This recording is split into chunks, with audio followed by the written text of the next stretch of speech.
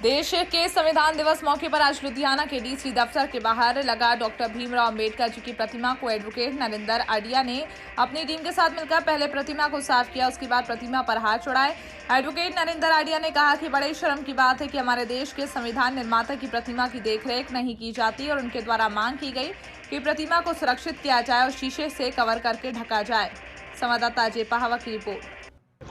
एक मिशन भी चलाया, सफाई अभियान भी चलाया। बाबा साहब भारतीय संविधान के रचेता ने, उन्होंने किसी ने याद नहीं किया। बड़ी दुख की गल है, मैनूं रोना आ रहा।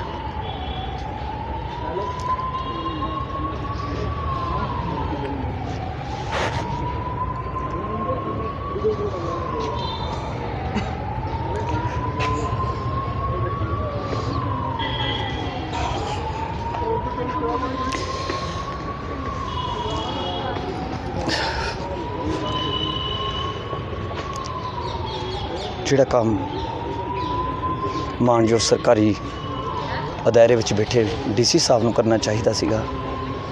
जब एक पढ़िया लिखा बुद्धिजीवी वर्ग, एक 32 डिग्री वाले, 13 भाषा बोलने वाले, 2 साल 11 महीने 18 दिन की तपस्या करके देश की तकदीर लिखण वाले नहीं गल नूं समझदा ते आम अनपढ़ जिहड़ा इलिटरेट परसन है वो बाबा साहब नूं कित्थों याद कर लूँगा। याद तो सानू बुद्धिजीवियों नूं कराने पैना, सानू बुद्धिजीवियों नूं बाबा साहब की विचारधारा नूं घर घर विच फैलाना पैना है। पर दुख की गल इत्थे आके देखिया, जो असीं कचहरी विच वकीलों वालों बाबा साहब दिवस मनाया, उत्थे सारे वकील बहुत खुशी नाल मनाया। पर जो इत्थों मैं लंघ रहा सीगा तो मैं देखिया बाबा साहब के किसी ने भी सरकारी दफ्तर च डीसी साहब है या उन्होंने तो थल्ले भी अफसर होणगे, किसी ने आके सिर नहीं झुकाया। बाबा साहब की मेहनत की असीं देश रोटी खा रहे हैं, बाबा साहब के नाम का असीं रुतबा लिया पिया है। बाबा साहब के नाम करके, बाबा साहब की मेहनत करके अज साडे बच्चे डॉक्टर है, साडे देश विच इंजीनियर है, हर उदाहरण साडे देश विच इंजीनियर प्रोफैसरां दियां साडे देश अज तरक्की ते बाबा साहब के विचारधारा की बदौलत है, संविधान की बदौलत है। पर दुख की गल इत्थे सरकारी हदायतों अनुसार बाबा साहब का स्वरूप जरूर लग गया, पर तुसीं देखिया होना बेअदबी कितनी बाबा साहब के सिर ते बख्शे ने बिठा कीतियां पईयां सन। मैं समझदा उस वेले भी बाबा साहब ने वितकरा सीगा, अज भी तुहानूं वितकरा नज़र आ रहा। अगर बाबा साहब नूं सच्चे दिलों मानदे तो मानयोग डीसी साहब नूं इत्थे बहुत ही अच्छी फब्बत दे नाल उन्हां दा शीशियां वाला एक कमरा इत्थे बना देना चाहिए ताकि बेअदबी ना होवे।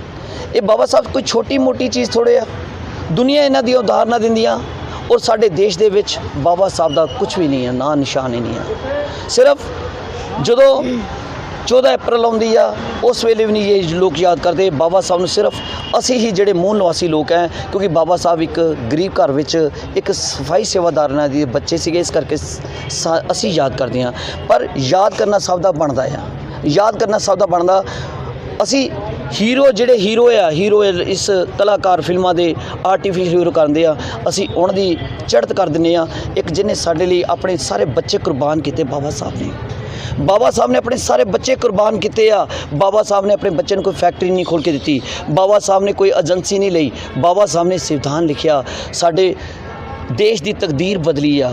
नारी नूं कैद विचों कढ़िया है, एक बेटी नूं कैद विचों कढ़िया, एक देश की नारी नूं कैद विचों कढ़िया जिहड़ी 4 दीवारी विच बंद सी, वो घुंघट विच नहीं सी। उही नारी अज देश की डॉक्टर, वकील, इंजीनियर, प्रोफैसर, पायलट है, अज प्रधानमंत्री है। पर दुख की गल कि लुधियाना के MP साहब का फर्ज नहीं बनता, कि लुधियाना के MLA साहबान का फर्ज नहीं बनता भी अज असी इनू डिस्ट्रिक्ट लैवल पर बाबा साहब के संविधान दिवस मनाइए। है तो कुछ है कोई पता? इस तो बाद इत्थों ही सानू पता लगता भी जातिवाद का बीज इन्हां लोगों ने बीजिया पिया है, जातिवाद का बीज बाबा साहब। लेटेस्ट न्यूज़ देखने के लिए प्राइम ब्रेकिंग न्यूज़ चैनल को सब्सक्राइब करना ना भूलें और साथ ही डेली अपडेट्स पाने के लिए बेल आइकन